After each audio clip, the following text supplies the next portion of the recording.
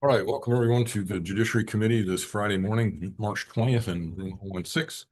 We have two agendas today. The first one's at 10:15. It's has a governor's message and two bills, both for Zoom and in person. We do have a 2-minute time limit on testimony. Often members will ask questions, so if you can hang around after your testimony, that would be great. And if we have a major crash on the Zoom side, we'll try again on Tuesday, March 24 at 10:30 a.m. here in 016. Okay, first up today on the 10:15 agenda is the governor's message 574, submitting for consideration and confirmation of the commission to promote uniform legislation. Gubernatorial nominee Michael Tanoe for a term to expire June 30th, 2028. First up on GM 574 is Jill Nagamine, Deputy Attorney General. In support. Lonnie Ewert for the Commission to Promote Uniform Legislation, also in support. Peter Hamasaki, Commission to Promote Uniform Legislation Commissioner, also in support. Allison Uyaoka in support. Bob Toyofuku in support. Elizabeth Kent in support. That's everyone that signed up on GM 574. Does anyone else wish to testify on GM 574? Seeing none, there's no one to ask questions of. So, Mr. Tanoe, if you'd like to come up and make a short opening statement. Morning. Good morning. Morning, Chair Rhodes, Vice Chair Gabbard, and Senator Chang. Thank you very much for considering my nomination by Governor Green to continue on as a commissioner on the as a Hawaii commissioner on the Commission to Promote Uniform Legislation. I've enjoyed my almost 4 years now, and with your indulgence, I would like to continue for at least another 2 years. And I'm open for any questions that you may have. Okay, great. Thank you. Members, questions? So you've been on, you said almost 4 years at this point? Yes, I was appointed by Governor Ige in 2022. Okay. And then have been serving for 4 years. Okay. So what do you what's the part of it? What are the high points? Well, the high points is working with my colleagues here in Hawaii. Chair Ewert has been such a good mentor. And the other commissioners, Peter Hamasaki, Blake Oshiro, who else is there? Sorry. Who else is there? Blake Oshiro, Peter Hamasaki, Elizabeth Kent is now a life member. Bob Toyofuku, of course, one of my longtime mentors, is a life member. And even Ken Takayama, the former Legislative Reference Bureau head, is a life member as well. And Jill Nagamine, of course, at the AG's office has been terrific. And so I would really appreciate continuing on in my relationship with them. The other high point, of course, is the interactions we have with the national people. And I've only attended 2 in person and would like to attend this year in Chicago as well. The other 2 I did attend virtually, but the members of the national, at the national level of the ULC are also very, very incredible people. Legislators, judges, active as well as retired law professors, longtime practitioners. So it's really a wonderful experience to learn from them. Thank you. So in terms of the subject matters that you hope to cover in the remainder of this term, what are your priorities? If you could pull, I'm sorry, if you pull the mic a little closer. Just yeah. I don't really have priorities personally, but I think the priority for the state as well as for the country are several areas that I think are going to be on the agenda for the 2026. And they happen to focus on artificial intelligence, cybersecurity, and data security. I think those are key areas of the law that need to be fleshed out and discussed in greater detail. I know there have been bills before this legislature addressing some of those issues. So I think it's a good opportunity for the Hawaii delegation to learn from and work with the commissioners at the national level as well in those really key areas. Okay. Thank you. Members, other questions? If not, I think I saw Allison Uyaoka flash briefly on the screen? Were you wanting to testify on GM 574? Is she gone? No, she's not. There was someone else with an A. Okay, all right. All right, thank you very much. Thank you for being here. Members, you. with your indulgence, I think let's just go ahead and vote on this GM right now. And so Mr. Tanoe doesn't have to wait around at all to see what happens. So recommendation is, should we take a picture? Let's make him the nominee first and then we'll. Yeah. Okay. So recommendation is to advise and consent. Any questions or concerns? If not, Senator Gabbard. On GM 574, the chair's recommendation is for advice and consent. Chair Rhodes. Aye. Vice Chair votes aye. Senator Chang. Aye. And Senator Sanjuan Mature, Senator Awar excused. The measure is adopted. Okay, at the request of Senator Chang, we'll take a picture and congratulations and thank you for thank you being very willing to much. serve. Thank you very much. We'll take a short recess, Ricky.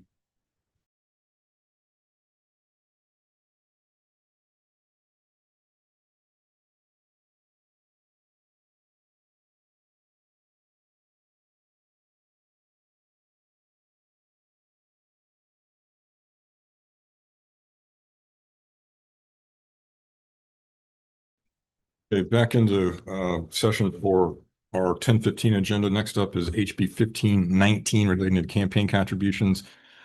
Requires disclosure of the names of compensated officers and their immediate family members of state contractors with contracts exceeding the small purchase threshold established under the Hawaii Public Procurement Code and grantees with grants exceeding 250,000. First up on HB 1519 is Kristen Izumi Natao or Christy Chang. Christy Chang, good morning, from Campaign Spending Commission. Good morning, Chair Rhodes, Vice Chair Gabbard, Senator Chang, and members of the committee. Christy Chang on behalf of the Campaign Spending Commission. The commission supports this bill, but has a couple of comments regarding the removing. I guess the commission is concerned about removing officers and immediate family members of the county and then limiting it to branches of government, and would respectfully request that those two restrictions be included back into the bill. And then also the issue of compensated officers, narrowing it to only compensated. We believe that you can still influence legislation, and would also respectfully ask that it apply to all officers and immediate family members. And I'm available for any questions. Great, thank you. Next is Bonnie Kahakui for the State Procurement Office. Good morning. Good morning, Chair Rhodes, Vice Chair Gabbard, and Senator Chang. I am here on behalf of our Administrator Bonnie Kakui. This is Chitumala Larita, the State Procurement Office. Sir, you better pull the mic a little closer because I can barely. I understand I'm not the best. I can't hear as well as some people, but I can barely hear you. A light speaker as Go ahead. well. We stand on our written testimony with comments for clarification of the language. It doesn't change any policy. Okay, I'm available for questions as well. great. Thank you very much. Next is Marlene Tom for Indivisible Hawaii Statewide Network. Maybe on Zoom. Yes, on Zoom. Yes. Good morning, Morning. Chair Rhodes, Vice Chair Gabbard, Senator Chang, and other members. On behalf of Indivisible Hawaii, I am submitting testimony in support of HB 1519 HD1. This bill closes a loophole that, in our opinion, should have been closed a while ago, and it addresses this loophole by extending, the contribution restrictions to officers, as the Campaign Spending Commission testifier just stated. We would rather it apply to just officers, not only compensated officers and their family members. And likewise, we request that the limitation to the awarding or administrating branch of government be removed, that it should apply across the board. And of course to their family members as well. So thank you for supporting this bill. Hope you'll advance it. Thank you. Thank you very much. Next up is Ann Frederick for Hawaii Alliance for Progressive Action on Zoom. Good morning. Aloha, Welcome. Thank you. Aria Juliet Castillo. I'm testifying on behalf of Hawaii Alliance of Progressive Action in Okay. support. We submitted written testimony, but I just wanted to take some time to highlight a few points. Please listen to the Campaign Spending Commission. They understand this issue better than most of us, and if they're saying the bill is not strong enough and the loopholes will remain, we take that very seriously. Otherwise, we'll be back here year after year to try to fix some of these problems, and we won't have Senator Rhodes here to champion this for us. You know, I'm a registered lobbyist for the state of Hawaii. My information is public, including the areas of policy that I work on. During session, I can't make contributions to candidates. That restriction is not limited to the branch of government that I lobby. I cannot donate to the county council candidates on Maui or Kauai, even though I do not engage with those bodies. I have no business before them. I'm not registered with them. That's because the standard recognizes how influence actually works. It's about maintaining public trust across the system, not drawing arbitrary lines. I kind of feel like we're gerrymandering our campaign spending laws. Asking the public to track which branch is rewarding or administrating the contract and when the contract begins and ends, it's really unrealistic. This information is not always clear or accessible. It creates confusion, and the answer is broad, consistent ban on contractors for all state and counties and their officers and families. You know, we've seen how these loopholes play out. Individuals like Dennis Mitsunaga and Milton Choi, they build relationships and make contributions across multiple branches of government over many years. These relationships don't just reset when someone moves from House to the LG or from the Senate to the governor, from legislative to the appointed executive branch. It follows them throughout their career. This SB 2530, it was just amended to match the language in this current bill. So we need to amend this bill and remove the same branch limitations to make sure that that can move forward for conference. Thank you. Thank you very much. Next up is Beppy Shapiro for League of Women Voters Hawaii. In support. Next is Chris Caulfield for Imua Alliance with comments. All right, then we have a page plus of individuals all in support. The total number is support is 36, 0 opposition, and 2 comments. At this point, is there anyone that would like to testify in HB 1519, if you're on the list or not? HB 1519. Okay. Members' questions? I don't have any either. Let's go ahead and move on to the next bill, which is HB 2250. This is the Claims Against the State bill. First up on Claims Against the State is Skylar Cruz, Deputy Attorney General. Good morning. Morning, Chair, Vice Chair, Senator Chang. The bill contains 28 claims totaling a little over $19 million. There have been no new claims added since the last time this bill was heard. Attachment A provides a brief description of the claims. We respectfully request passage of this bill, and I'll be available for any questions. Great, thank you. Next up is Director Tommy Johnson for Department of Corrections and Rehabilitation, or his designee. My name is Melanie Martin on behalf of Director Tommy Johnson. We braved the rain to say that we stand in written testimony in support of this. Okay, thank you. Next is Ryan Kanakaole, Acting Chairperson for Department of Land and Natural Resources. Also in support, Ed Sniffen, Director of Department of Transportation in support. Keith Hayashi for the Department of Education, also in support. Department of Hawaiian Homelands in support.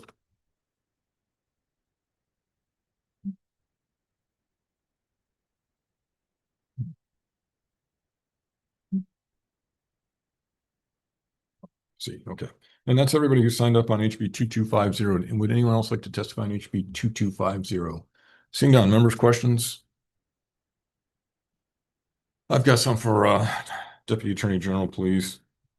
And I have quite a number of them, so you don't need to try to write them down. We'll give you the list afterwards if we can't resolve them across the table here. Okay. So for 24 of the claims contained in the bill, the payment is to come from the general fund. Why shouldn't the departments have to pay some or all of the claims out of their funds? At what point does the Department of the AG hold the departments responsible? Senator, it's been a long-standing practice for payment of these claims to come out of the general funds. I think there are several valid reasons to do so. The departments are already, operating under financial constraints under their existing budgets. which are planned for significantly in advance. So to ask the departments to then have to find that money within their budgets puts strains in other places. There was a case where I think it was the Department of Parks had to, it was one of the divisions of the Department of Land and Natural Resources had to shut down parks because they had to use funds to pay a settlement and they didn't have enough funds to. So, I mean, well, first of all, I quibble a little bit with the longstanding practice coming from general funds, because within my memory of the legislature, we have occasionally made the department pay. I understand, Senator, and you certainly have been in this role longer than I've been in my role testifying on this bill. And I am aware that there have been instances where departments have had to pay, but I believe that that is the exception, not the rule. But don't you, I mean, isn't part of the reason that courts award agree to settlements is to encourage people not to do whatever it was that they did in the first place? And if there's no penalty for the department, then is there any deterrent effect? Well, I think that's a difficult question to respond to. Well, settlements are reached for a variety of reasons. Oftentimes there is no, well, in all cases, there's no admission of liability, but there are often other practical reasons to settle a case that have other factors that are taken into consideration beyond liability. I think that, there's no answer that's going to be able to address every single case. Every case is unique. There are different reasons why a state or a state employee is sued, and there are different reasons why that case might be settled. So I don't think as a blanket statement, we can say that in all cases, or even in any case, that the state departments should be punished. Okay. For about half of the claims contained in the bill, they are referenced in another report provided by your department. This other report states that advice memos about the claims have not been issued to the relevant departments. Why is your department not pursuing corrective action more quickly? Our department is pursuing corrective action. We have advice letters prepared, memos prepared. What we're doing is making sure that they are thoroughly vetted and before they are sent to the department so that the advice provided is quality advice. They will be issued very shortly. Okay. For the other half of the claims, they are not even referenced in the other reporting from your document. Why is that? I'm not sure I understand the question. About half of the claims contained in the report, they are referenced in another report provided by your department. So, but then the other half of those claims, there's no reference at all. If I'm understanding, no corrective action is being suggested for the other claims. No, that's not the case. If I understand what you're referring to, it has to do with the timing, Senator, that some of the claims were settled before the legislative session. And so they would have been included in the report, I believe that you are referring to. But a large number of claims were settled after that report was submitted. So they would not be referenced in that report, but they will be referenced in the subsequent report. Okay, so your assertion is that the department will, on every single claim except maybe the ones with the where you're replacing checks, right? You're going to give some advice. Absolutely, and as a matter of fact, Senator, we are required by statute, HRS 37-77.5. So we have a statutory obligation to do that. Okay. The bill contains 2 claims for compensation for the wrongful imprisonment of 2 individuals, Royans Durrell and Alvin Jardine. Both men served significant years in prison before they were exonerated. Why did the department not either pay their claim outright instead of, why did the department not pay either claim outright instead of litigating the claims for years? I mean, the statute's pretty straightforward. It's $50,000 a year if you're wrongfully imprisoned. Senator, I believe I can answer your question, although I have to be careful not to discuss anything that'd be confidential or attorney-client work product type information. But I don't agree that the statute is quite clear. In fact, the litigation went up to the appellate courts and had to be interpreted by the courts to determine what the statutory language meant and how it was to be interpreted and applied. Once that process... Yes, and they interpreted it in the way that we always meant for it to be interpreted. So I think it is pretty clear. Well, now that we have a court decision, it is definitely clear. And the department complied. And with the statute and I believe settled the cases relatively quickly after that decision was issued. Okay, but in the meantime, at least the one of them waited 9 years and then died in a homeless camp. So I don't know. That was certainly not the intention of the legislature 10 years ago when we passed 661B. Why did the department offer and ultimately settle one of the claims, the Jardine claim, for significantly less than the claimant was entitled to under 661B? You got $600,000, which is in this bill, but he was in prison for 20 years, so that should be $1 million. Well, as you point out, Senator, it was a settlement. So in lieu of taking the case to trial, there was a negotiation Why between. would you need to take the case to trial? I think that it's not as simple as somebody was in prison and then you simply issue a check if that were the case. Why isn't it that simple? Well, as I mentioned, there was statutory language that was not clear, which had to be litigated, went to the appellate It didn't courts. have to be. That was a choice on the department's. That was a choice on the department's on behalf, and it was their decision. But you didn't have to litigate it. At least not in any drawn out way. You could have just said, statute says $50,000 a year. You were in prison for 20 years. Here's your $1 million.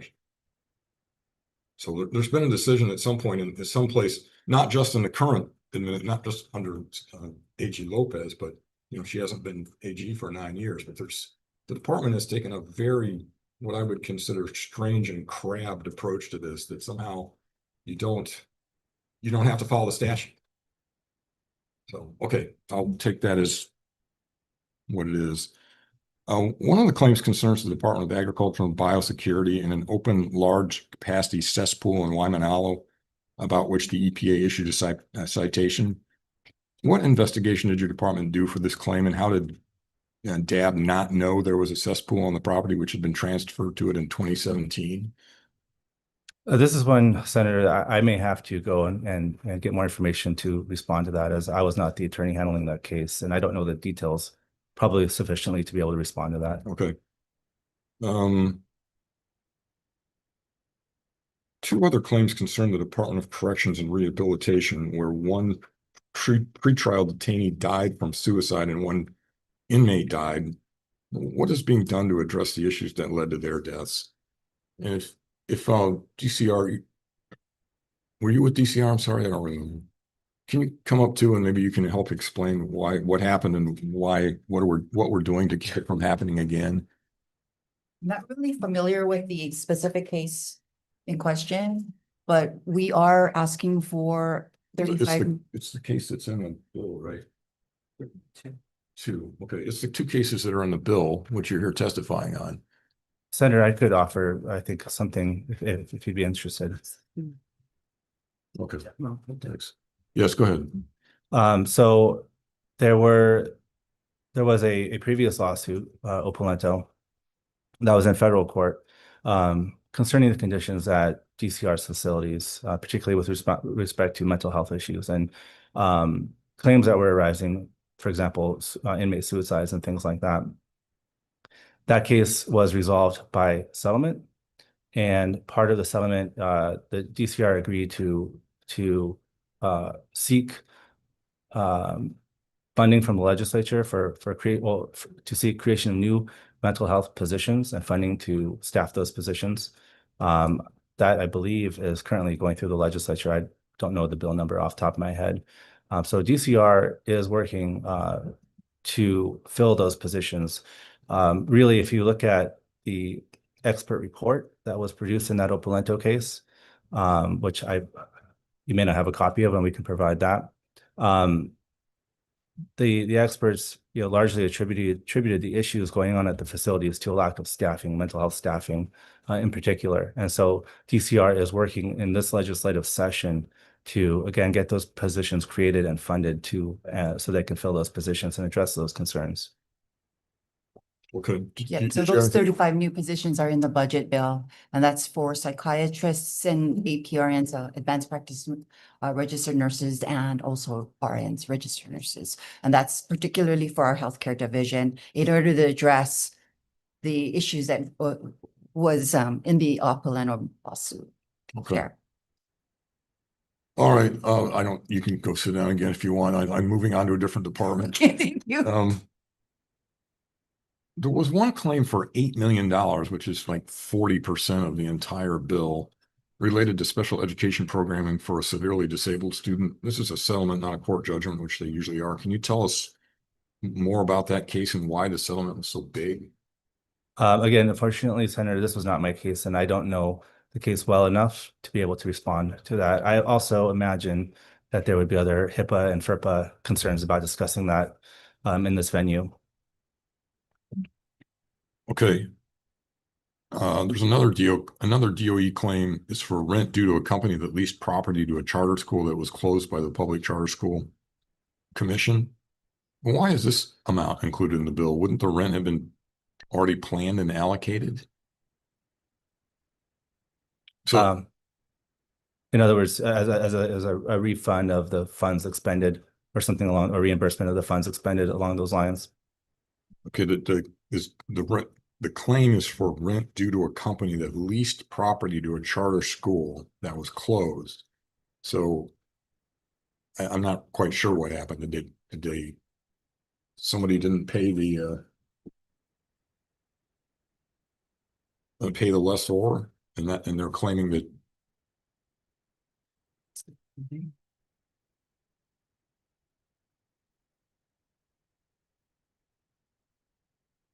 no, okay, the landlord for the property where the charter school operated executed a commercial lease agreement with KLA for the use of the property. And then on July 9, 2018, the State Public Charter School Commission revoked KLA's charter for allegedly materially violating its charter contract. And then South Point contended that KLA breached the lease by failing to pay rent. I don't know. I'm just trying to figure out what happened. So how does that, why do we get stuck with that bill?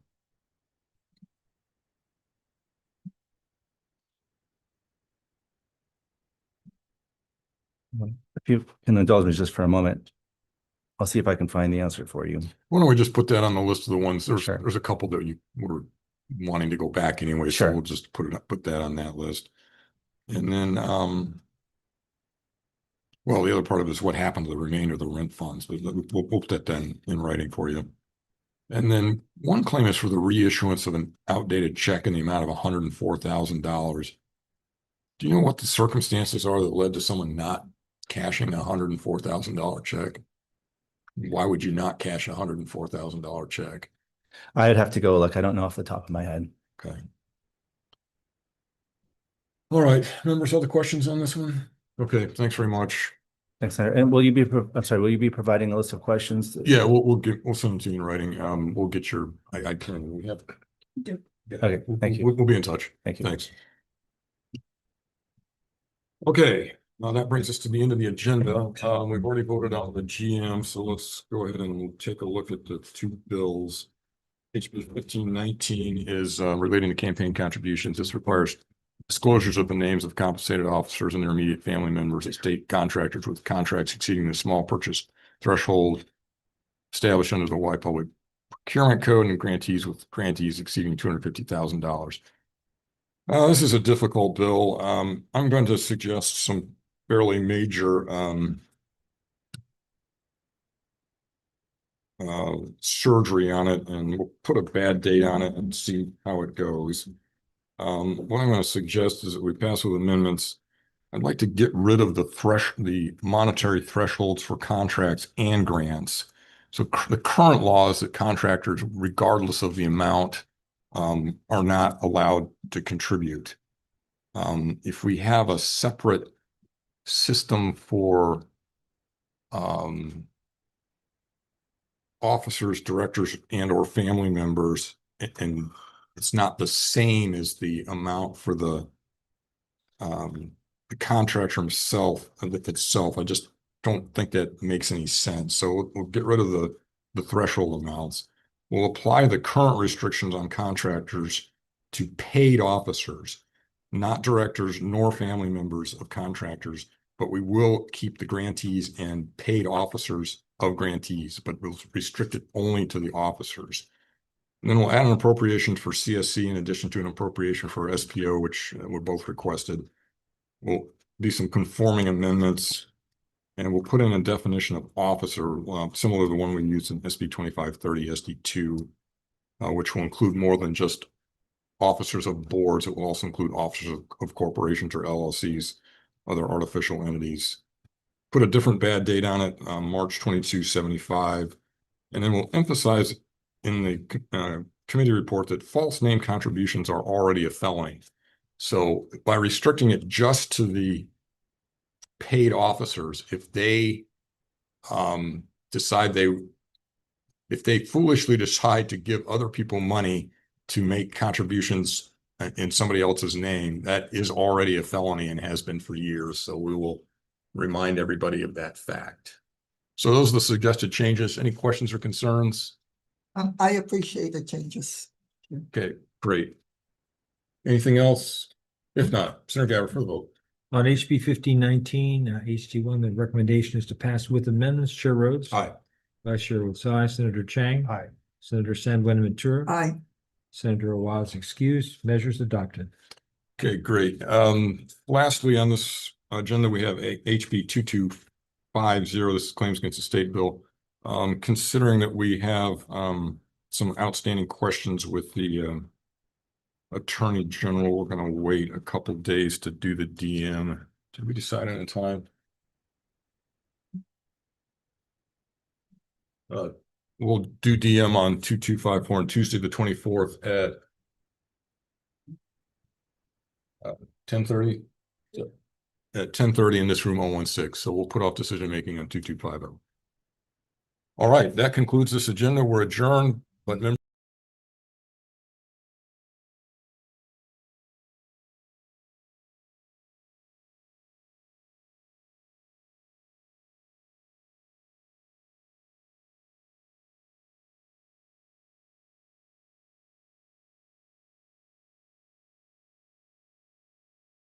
okay, for the our 10:45 agenda, this is Judiciary Committee again, March 20 at 9:48 or 9 p.m. a.m. We have Governor's Message 725 for Daniel Gluck, submitting for consideration and confirmation as Associate Judge of the Intermediate Court of Appeals. Gubernatorial appointment, Daniel M. Gluck, for a term to expire in 10 years. The recommendation here is to consent to the appointment. Questions or concerns? If not, Senator Gabbard. On GM 725, Chair's recommendation is to consent. Chair Rhodes. Aye. Vice Chair votes aye. Senator Chang. Aye. Senator San Buenaventura. Aye. Senator Awaz excused. Measures adopted. Okay, you're one step closer. Congratulations. We're adjourned.